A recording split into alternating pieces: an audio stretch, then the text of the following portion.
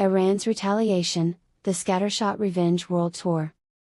Oh, Iran's retaliatory strikes, the geopolitical equivalent of throwing spaghetti at the wall to see what sticks, except the spaghetti is armed with drones and missiles, and the wall is the entire Middle East plus a few bonus Mediterranean islands. In this fourth day of the US-Israel-Iran dust-up, which started because, let's face it, someone probably misread a tweet as a declaration of war, Iran's response has been less precision-guided justice and more global game of whack-a-mole gone international. It's like they spun a globe blindfolded, pointed at random spots, and yelled fire, hitting everything from US embassies to allied bases, while somehow missing the memo that revenge is supposed to be served cold, not scattered across 11 countries like confetti at a poorly planned parade.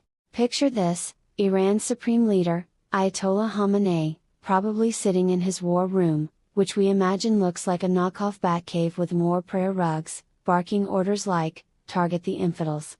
No, not that one, the other infidel. Wait, is Cyprus an infidel? Close enough. The result?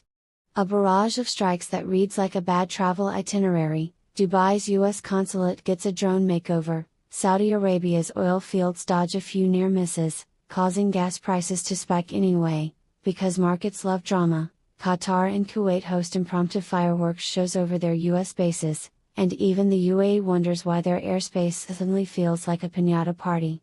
Then there's Cyprus, poor, sunny Cyprus, getting tagged in like the awkward friend who wasn't even invited to the fight. "Why us?" cries the Cypriot president, to which Iran replies, via state media, "Solidarity with history? Look, our maps are from the 80s. Meanwhile, back in the US, thousands of Americans are scrambling to evacuate like it's Black Friday at the airport, but with fewer deals and more State Department bureaucracy. The government's response? A masterclass in chaos: "We've got charter flights incoming." Wait, no, those are delayed due to geopolitical turbulence. In the meantime, try UberX, extra surge pricing for missile dodging. Secretary of State Rubio, ever the optimist, tweets something about overwhelming firepower while dodging questions on why the evacuation plan seems cribbed from a budget airline's fine print. And Trump? He's on Truth Social, boasting, "My strikes were the best strikes, huge, beautiful explosions." Iran hits back? Fake news.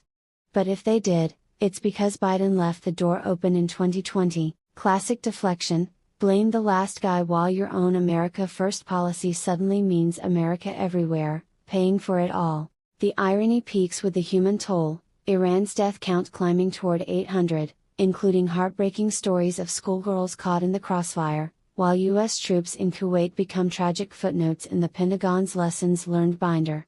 Satirically speaking, it's like a dark comedy script where the villains monologue about freedom through fear, but end up bombing the wrong zip code. Macron chimes in from France with his nuclear buildup announcement: "To be free, we must be feared," sounding like he's auditioning for a Marvel movie, while the rest of Europe sips espresso and mutters, "Not our circus, not our monkeys, but past the fallout shelters." In the end, this revenge tour isn't hitting the target audience so much as spray painting the whole neighborhood. It's absurd, tragic, and perfectly primed for late night sketches. Iran strikes, now playing in a theater near you, and you over there. If only real wars came with a laugh track.